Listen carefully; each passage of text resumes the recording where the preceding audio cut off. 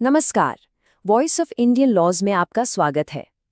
कभी सोचा है कि जब देश में कोई इतना बड़ा नया कानून आता है तो जो पुरानी व्यवस्था है वो बिना किसी रुकावट की चलती कैसे रहती है।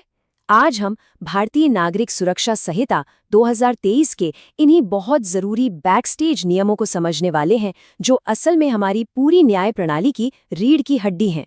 चलिए इस दिलचस्प सफर पर आगे बढ़ते हैं। ये सवाल वाकई में बहुत बड़ा है ना?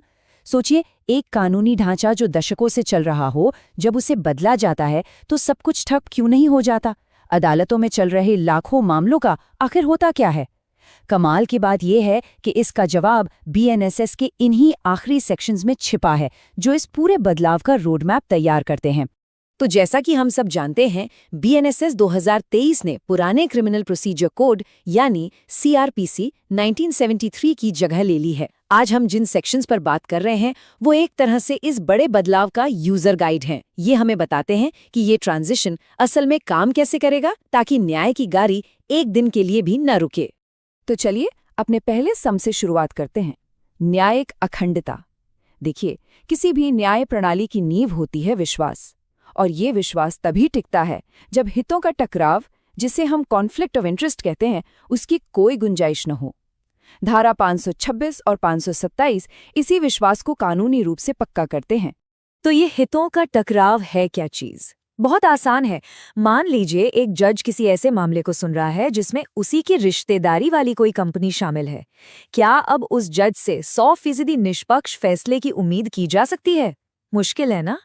कानून बस ऐसी ही हर सिचुएशन को रोकने के लिए नियम बनाता है, ताकि न्याय सिर्फ हो ही नहीं बल्कि साफ साफ होता हुआ दिखे भी। धारा 526 का नियम बहुत सीधा और सरल है, लेकिन बहुत जरूरी है। ये कहता है कि अगर कोई वकील किसी अदालत में प्रैक्टिस कर रहा है तो वो उसी अदालत में या उसके अधिकार क्षेत्र में आने वाली किसी और अदालत में मजिस्ट्रेट बनकर नहीं बैठ सकता। ये नियम पक्का करता है कि कोई भी अपनी पोजीशन का गलत फायदा न उठाए और न्यायिक निष्पक्षता बनी रहे। और ये रहा भ्रष्टाचार की एक और जड़ पर प्रहार। धारा 527 साफ कहती है कि कोई भी सरकारी अधिकारी या कर्मचारी जो बीएनएसएस के तहत किसी प्रॉपर्टी की बिक्री की प्रक्रिया का हिस्सा है, वो खुद उस प्रॉपर्टी को खरीद नहीं सकता, न ही उस पर बोली लगा सकता है, चाहे सीधे तौर पर या किसी और के जरिए। ये शक्तियों के दुरुपयोग को रोकने के लिए एक बहुत ही मजबूत कदम है। चलिए अब आते हैं अपने दूसरे स्तंभ पर, जो हाई कोर्ट की शक्तियों के बारे में है। यहाँ पर हाई कोर्ट की भूमिका एक गार्जियन जैसी है, जो न सिर्फ न्याय की रक्षा करता है बल्कि ये भी पक्का करता है कि पूरी जुडिशियल मशीनरी ठीक से और तेजी से काम करे। धारा 528 की ये लाइन, ये इसकी आत्मा है। ये हाई कोर्ट को अंतर्निहित शक्तियां यानी इनहेरेंट पावर्स देती है। ये एक तरह का इमरजेंसी टूल किट है। इन शक्तियों का इस्तेमाल तब होता है जब कानूनी प्रक्रिया का कोई गलत इस्तेमाल हो रहा हो, या फिर न्याय के असली मकसद को पूरा करने के लिए, खासकर तब जब कोई और कानून मदद ना कर पा रहा हो। अच्छा, जो लोग एग्जाम्स की तैयारी कर रहे हैं उनके लिए ये जानना बहुत बहुत जरूरी है। बीएनएसएस की धारा 528 में वही शक्तियां हैं जो पहले पुराने सीआरपीसी की धारा 482 में थीं। इस बदलाव को जरूर याद रखिएगा, ये सवाल अक्सर पूछा जाता है। मतलब सेक्शन 482 अब सेक्शन 528 बन गया है। धारा 529 हाई कोर्ट को अपने नीचे की सभी अदालतों पर निगरानी रखने की शक्ति देती है, जिसे पावर ऑफ सुपरिटेंडेंस कहते हैं। इसका सीधा सा मतलब है ये पक्का करना कि केस तेजी से और सही ढंग से निपटाए जाएं। अदालतों में जो इतने सारे केस पेंडिंग रहते हैं, उस देरी से लड़ने के लिए ये एक बहुत जरूरी हथियार है। और अब आते हैं हम अपने आखिरी स्तंभ पर, जो हमें अतीत से भविष्य की ओर लेकर जाता है। ये स्तंभ कानून को मॉडर्न बनाने और सबसे बड़ी चुनौती यानी पुरानी व्यवस्था से नई व्यवस्था में जाने की प्रक्रिया को संभालता है। धारा 530 ये भारतीय न्याय प्रणाली के लिए एक बहुत बड़ी छलांग है, एक डिजिटल लीप। ये साफ तौर पर अदालती कार्रवाई को इलेक्ट्रॉनिक तरीकों से करने की इजाजत देती है। समन और वारंट जारी करने से लेकर गवाहों से पूछताछ, सबूतों की रिकॉर्डिंग और यहाँ तक कि अपील की सुनवाई भी अब वीडियो कॉन्फ्रेंसिंग से हो सकती है। ये न्याय को सस्ता, तेज और ज्यादा लोगों तक पहुंचाने की दिशा में एक क्रांतिकारी कदम है। अब हम आ गए हैं इस पूरे विश्लेषण की शायद सबसे टेक्निकल लेकिन सबसे जरूरी धारा पर, धारा 531। ये वो कानूनी मशीनरी है जो पुराने सीआरपीसी से नए बीएनएसएस में इस जटिल बदलाव को मैनेज करती है, ताकि कानूनी दुनिया में कोई खालीपन या कंफ्यूजन पैदा न हो जाए।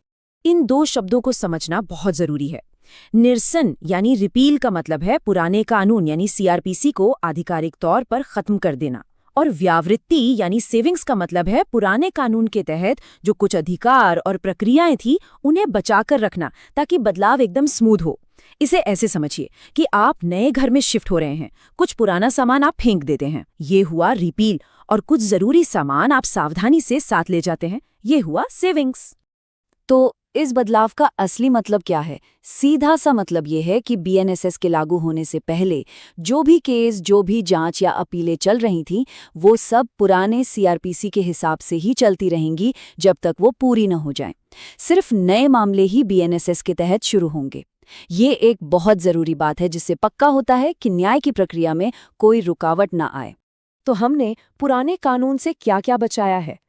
धारा 531 के हिसाब से पुराने सीआरपीसी के तहत जारी हुए सभी नोटिफिकेशंस, दी गई शक्तियां, पास किए गए ऑर्डर्स और सजाएं, बनाए गए नियम, ये सब के सब नए बीएनएसएस के तहत भी वैसे ही मान्य होंगे जब तक कि वो नए कानून के किसी नियम के खिलाफ ना हो। ये कानूनी सिस्टम में कंटिन्यूटी बनाए रखने के लिए बहुत जरूरी है।